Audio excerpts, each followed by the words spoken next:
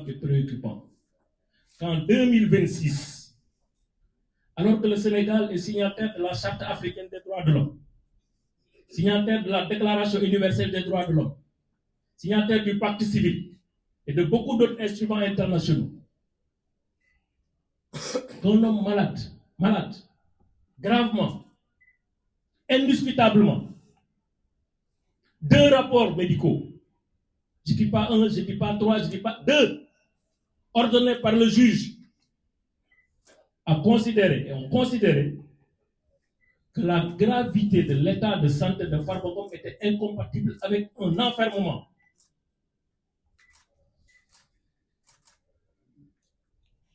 Ce n'est pas une opinion politique. Ce n'est pas de la théorie. Ce n'est pas du parti pris. Ces experts, ils sont assermentés. Avant de faire leur œuvre, ils prêtent serment devant le juge. Ils l'ont déjà prêté en tant que médecin. Quand si on a une pour le juge conteste ce rapport au médecin. Quand le médecin vient pour te donner d'autres de nalo. Ce qui se passe ici, c'est grave. On remet en cause l'honneur et la crédibilité d'institutions qui sont là pour la démocratie et pour l'équilibre. Parce que simplement, c'est Farba Ngom. C'est grave. Nous le si vous connaissez que Farba Ngom la dal, suba mën na ma dal, ginnaaw suba mën na dal Antoine. Attention. Rendre la justice, ce n'est pas rendre une justice pour telle personne. C'est rendre la justice au nom du peuple sénégalais. 2 rapports médicaux, incontestables. Personne d'entre nous, y compris les juges qui essaient de contester le parquet, personne ne peut contester valablement les conclusions de ces rapports. C'est la réalité. C'est un fait qu'on constate, un fait technique, rapporté par des techniciens, des sachants, que personne ne peut démonter. En 2026, un homme qui jouit de toutes les garanties de représentation, qui jusque-là a souscrit entièrement à l'exercice de justice à son égard. Il n'a jamais arrêté une convocation, il a toujours été là, il n'a jamais essayé d'organiser sa fuite. Qui est élu maire de sa commune au suffrage universel, qui est élu au niveau de l'Assemblée nationale en tant que député au suffrage universel. Qui d'autre peut avoir autant de garanties de représentation? Qui d'autre peut avoir autant de garanties de représentation? Malade, gravement, jouissant des garanties de représentation. La loi offre des alternatives légales pour se substituer à la détention. Donc ces alternatives existent. En ce moment, cette personne, au moment où je vous parle, est en prison, au Sénégal. Malgré les engagements internationaux, malgré la clarté des principes qui gouvernent l'administration de la justice. Farba Ngom, depuis 12 mois, est en prison.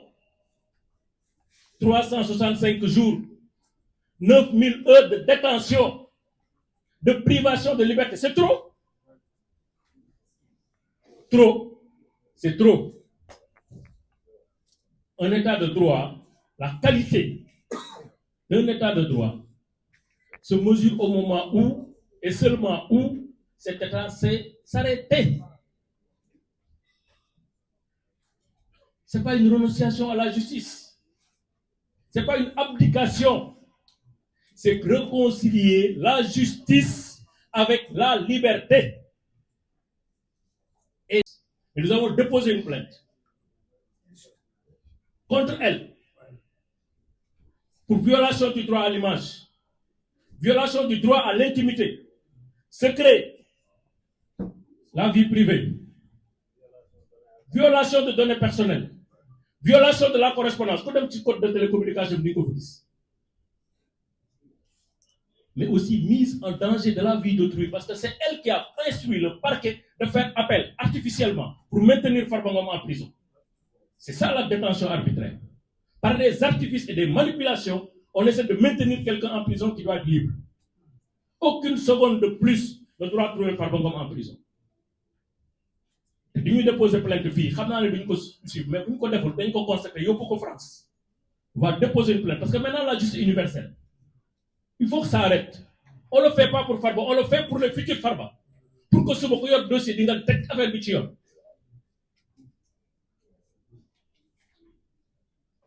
Deux mots pour terminer, si vous le permettez.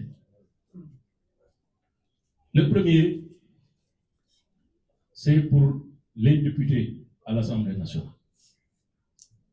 Si nous sommes députés, mais tout le monde m'a voté. Premier jour, nous avons président du groupe parlementaire, là, ci tribune Assemblée nationale, de man, moi, je suis ak ñi d'accord ànd ak man, lu ñu ma fi andil loo xam ne intérêt Sénégal nekk ci du ma ko voté.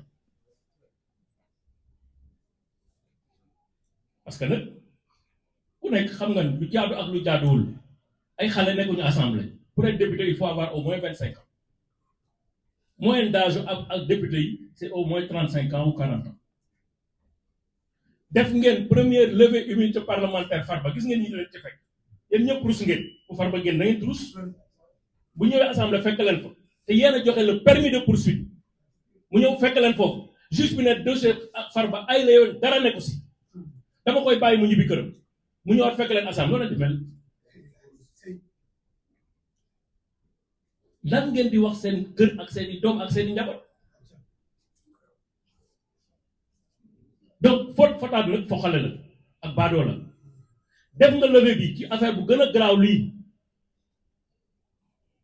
gis nga lim lay jural lii c'est une banalité déconcertante li ñuy wax lii ay interdiction d'objets prohibés bu ñu génnoon statistique ci prison ay nit yu ñu fekk ak portable ba fekk leen loo xam dañ koy aaye mais lu mu dee c'est 5000 cas parce que chaque semaine procureur xam na chaque semaine dañ koy defar rapport ci cas yu mel noonu du jeex du xaj mais c'est des règles de discipline qui ont été violées. C'est au niveau de l'administration régisseur bi ak directeur prison ñoom ñooy toppatoo yooyu sanction yi directeur prison ak régisseur ak chef de cour ñoom ñooy apporter sanction. À ce jour pour une faute disciplinaire il n'y a aucune procédure engagée contre Farba amul kenn woowul Farba kenn waxu ko ne yaa def lii moom mu ne mooy sànjaafu affaire instruire pour ñu def procédure contre Farba ci ay waxu picc yoo xam ne amul bopp amul kenn. Moi je dis en tant qu'avocat amul benn texte de loi amul benn arrêté wala règlement boo xam ne nii mën nañ ma ko opposer man ne ma lii moo tax ku la woo doo ko wuyu mu nekk sa client mu nekk heure mu nekk lu ne mais loolu xanaa nit jàngul sax war nga xam ne avocat bu ñu la wooyee sa kër doo wuyu dafa am lettre dafa am texte bu ñuy tere ñu wuyu appel wala dafa am texte ban texte moo ñuy tere wuyu appel ki ñuy sanctionné ci droit du kii nga xam ne dañ ko dugalal téléphone ku fa dugal téléphone bi la ñuy sanctionné ak ku ko jàppale pour téléphone bu dugg foofu la ñuy sanctionné loolu mooy introduction munoo nekk ci biir di introduire xanaa loolu ko jàngul français war nga ko xam diffusion d'image obscène ban diffusion nga fekk téléphone à supposer que loolu sax dëgg la parce qu'ils sont capables de tout c'est des as de la manipulation nga fekk ci téléphone dara fan laa ko diffuser c'est privé lu ma ci kan mooy diffuser yéen ñi journaliste xam ngeen ne kay dina am moyen de diffusion fu ñu ko diffuser moom moo ko diffuser moom moo def diffusion de fausse nouvelle moom moo def diffamation moom moo andi wax yooyu ci penc bi kenn andiwu ko fa kenn nit moo ko fa andi mooy Yacine Fall kon man li ma leen di wax mooy jël leen seen fulla ak seen fay ngeen xam ne lii fay coow moo gën di andi coow bu bëri le Sénégal n'a pas besoin de ça mu xam ne lii dara nekku ci bu ñu waxalee suñu dëkk te yàlla tax avocat yëpp xam nañ ne prison ay téléphone doo nga fa fees waxante dëgg rek te yàlla tax waa or Farba Et puis ensuite, le détenu provisoire a un statut, il doit communiquer. Donc, quel niveau? Peut-être qu'ils organisent il n'y a absolument rien. Que les USB, ils ont été prison. C'est le règlement intérieur, règlement intérieur, mais n'est pas opposable à Farba. Parce que pour un règlement intérieur opposé à un prévenu, il faut notifier beaucoup. Ba muy dugg ñu ne ko règlement intérieur baa ngi nii lii lay tere lii lay bañ lii la bëgg lii la amul benn acte bu ñu mën a génn administration buy wane notifié nañ règlement intérieur amul règlement intérieur amul fenn fu ñu ko affiché ci prison yi amul kon le règlement intérieur n'est même pas opposable à Farba. Et en plus ce règlement intérieur de 89 il est caduc parce que ba ñu defee loi 2001 dañu waroon defaat beneen règlement intérieur à ce jour déggoo ma ñu wax beneen règlement intérieur sur la base de la loi du décret de 2001 ni ñaari mbir moo tax ma gëm ne justice bu ñu koy def dañ ko war a def teg ko ci yoon ñu fàtte suñu bopp fàtte suñuy waaso fàtte suñuy esprit partisan ñu xool lii yoon ak dëgg ñu koy doxal lii yoon ay dëgg mooy Farba Ngom nekk ci prison ce n'est pas nécessaire pour l'instruction Farba Ngom nekk ci prison c'est pas légal au vu des conventions internationales Farba Ngom nekk ci détention c'est pas propre